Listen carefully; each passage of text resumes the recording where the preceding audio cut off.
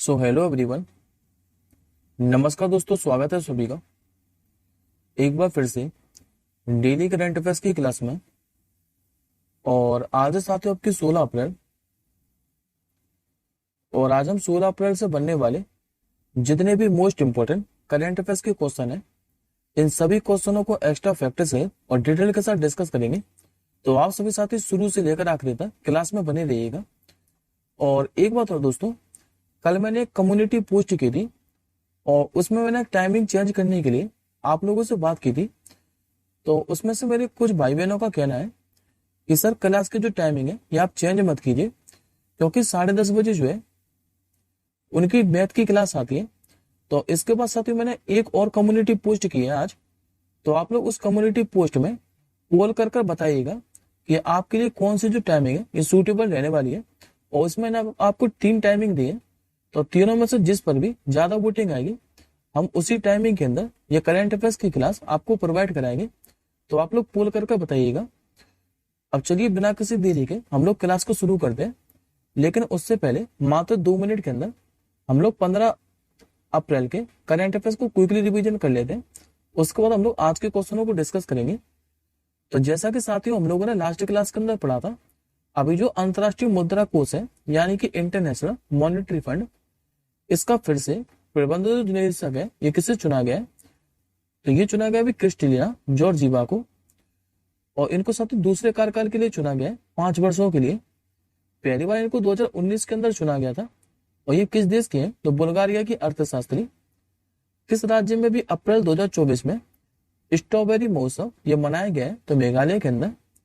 ये फेस्टिवल दोस्तों शुरू तो हुआ है 5 अप्रैल को, लेकिन आयोजित कब तक किया जाएगा? तो 13 अप्रैल तक। अप्रैल 2024 में भारत ने अभी किस देश को 35 एम्बुलेंस और 66 स्कूल बसें ये उपहार में दिए? तो नेपाल को।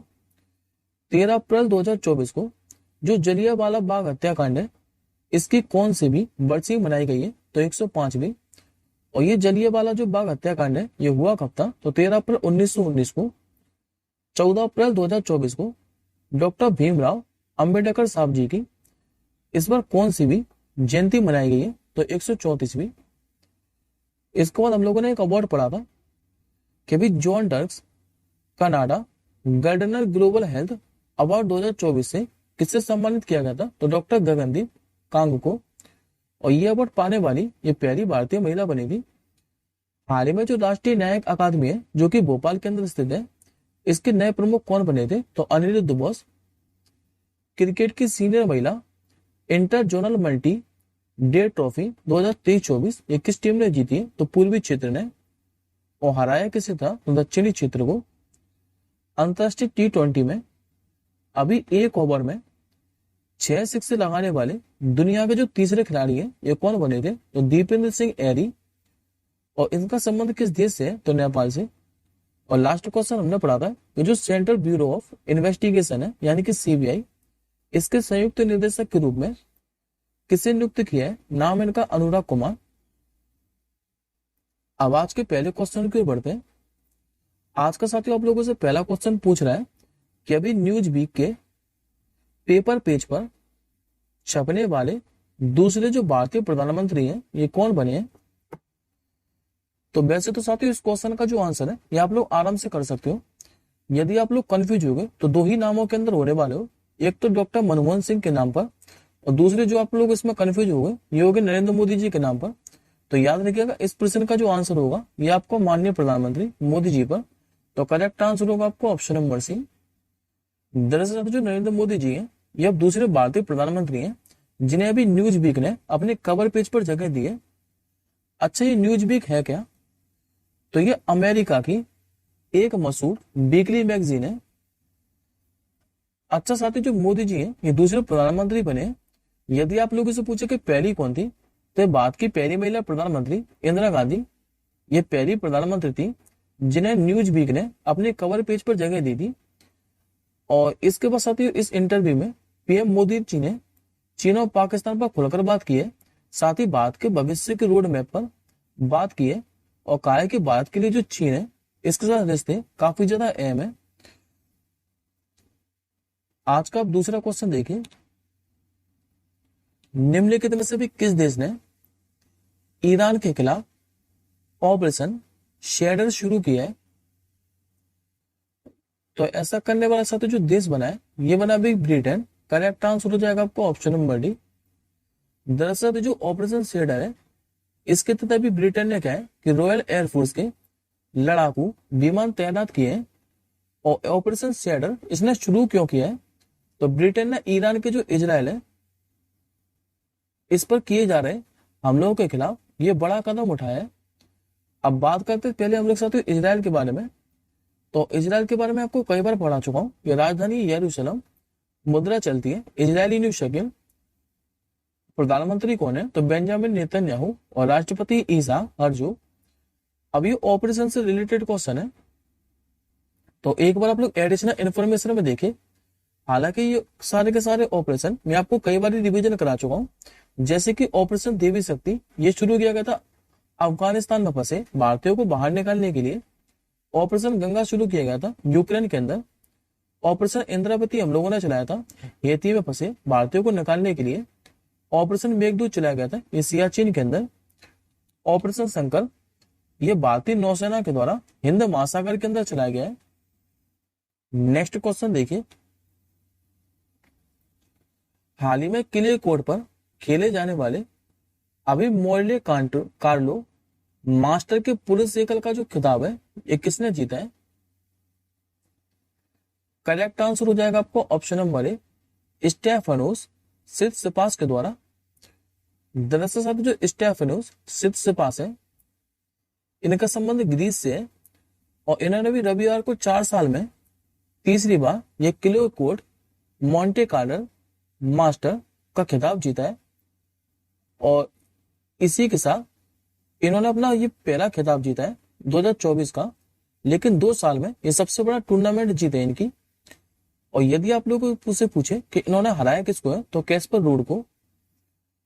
अब बात करते साथियों हम लोग, क्योंकि ये स्पोर्ट्स से रिलेटेड क्वेश्चन है तो यदि आप लोगों को याद हो तो एडिशनल इन्फॉर्मेशन में पहले आप लोग याद रखिएगा ये क्वेश्चन मैंने आपको अभी पढ़ा है अप्रैल महीने के अंदर ही कि अभी किलो कोड पर मास्टर 1000 टूर्नामेंट में मैच जीतने वाले पहले भारतीय कौन बने थे? तो सुमित नागल और इंपोर्टेंट नाम था ये।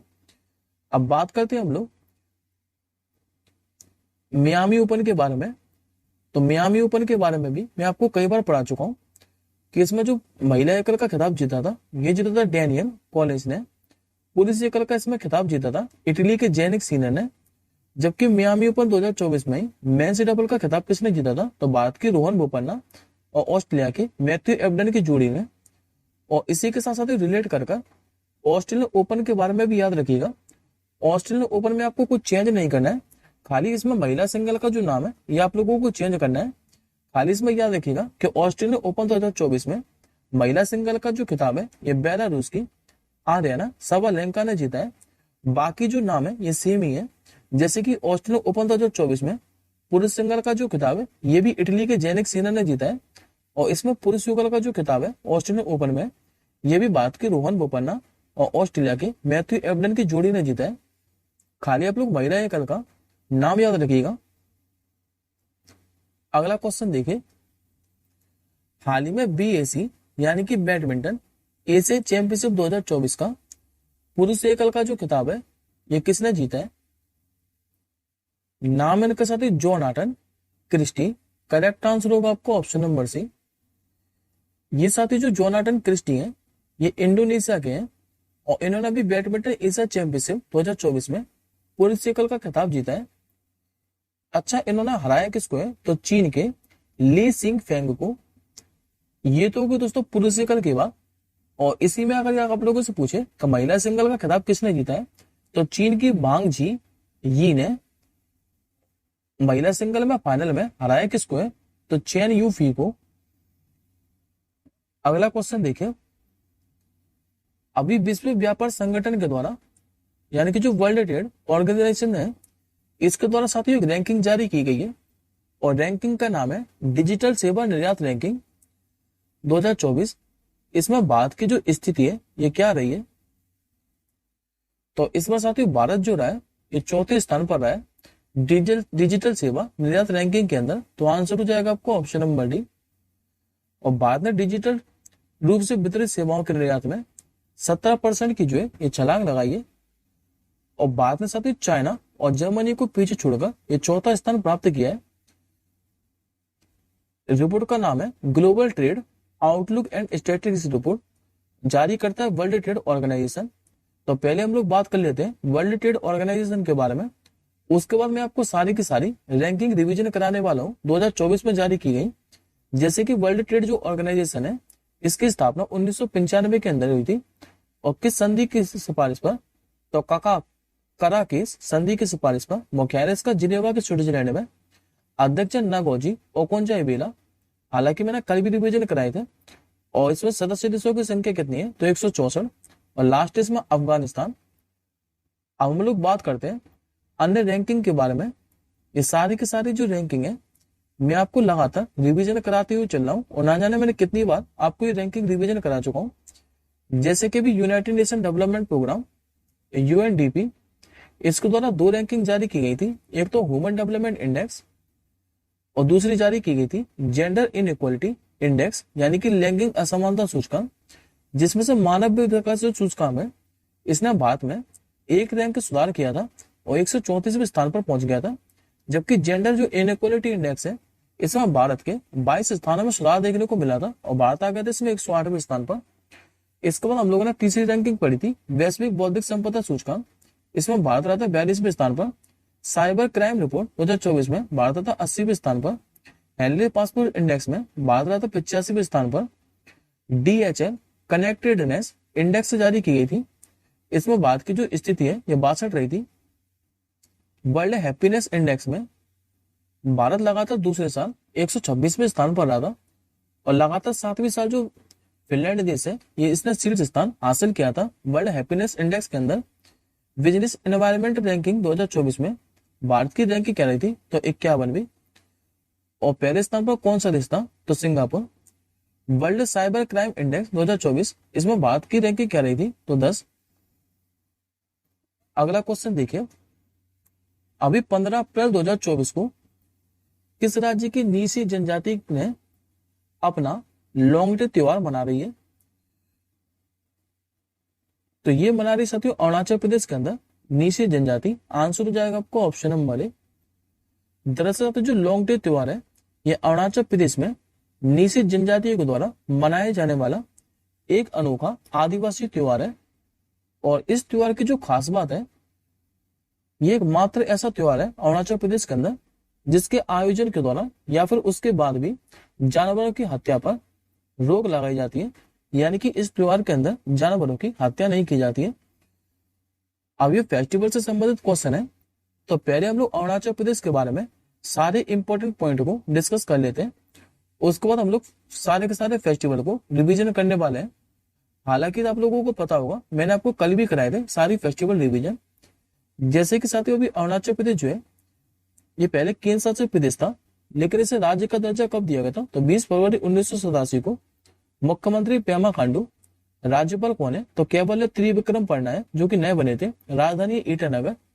लोकसभा की सीटों की संख्या यहाँ पर 2, राज्यसभा की सीट है 1 और विधानसभा की सीट है 60। यहाँ पर 2 राष्ट्रीय फेमस उद्यान है, एक तो नमदफा राष्ट्रीय उद्यान और दूसरा मौलिंग राष्ट्रीय उद्यान। और एक साथ ही यहाँ पर पक्षी अभ्यारण्य भी है जिसका नाम है पक्के पक्षी अभ्यारण्य। ये कहाँ पर स्थित है, तो अरुणाचल प्रदेश के अंदर। और इसी से संबंधित साथियों एक मेरे को फेस्टिवल भी याद आ गया। याद रखिएगा कि जो पक्के बागा हॉर्नबिल फेस्टिवल है ये अरुणाचल प्रदेश के अंदर मनाया जाता है, कंफ्यूज मत होना। और जो हॉर्नबिल फेस्टिवल है ये आपका मनाया जाता है नागालैंड के अंदर 1 से लेकर 10 दिसंबर तक। गुड़ी पर्व महोत्सव यह भी महाराष्ट्र के अंदर मनाया गया था। हेवेस फेस्टिवल ये लद्दाख के अंदर आयोजित किया जाता है। पोंगल त्योहार और जल्लीकट्टू त्योहार यह मनाया जाता है आपका तमिलनाडु के अंदर। गणगौर महोत्सव और जो पुष्कर मेला है राजस्थान के अंदर मनाया जाता है। और जो सरहुल त्योहार है ये आपका मनाया जाता है झारखंड के अंदर। अगला क्वेश्चन देखिए, हाल ही में भारतीय डाक विभाग का अभी जो नया सचिव है ये किसे नियुक्त किया गया है, नाम है दोस्तों इनका बंदिता पॉल। तो करेक्ट आंसर होगा आपको ऑप्शन नंबर सी। अभी साथियों कैबिनेट ने कहा कि नियुक्ति समिति ने जो डाक विभाग है इसके सचिव के रूप में वंदिता कौल की नियुक्ति की मंजूरी दी है। और इससे पहले जो वंदिता कौल है, ये पहले वित्त मंत्रालय के वित्तीय सेवा विभाग में अतिरिक्त सचिव के पद पर कार्यरत थी। और ये है कौन? तो ये 1989 बैच की भारतीय डाक सेवा अधिकारी है। अब ये अपॉइंटमेंट से संबंधित क्वेश्चन है, तो एडिशनल इन्फॉर्मेशन में देखिए सारे के सारे अपॉइंटमेंट मैंने आपको कल भी रिवीजन कराए थे। जैसे कि संजय नायर, इनको भी एसोचैम का नया अध्यक्ष बनाया गया था।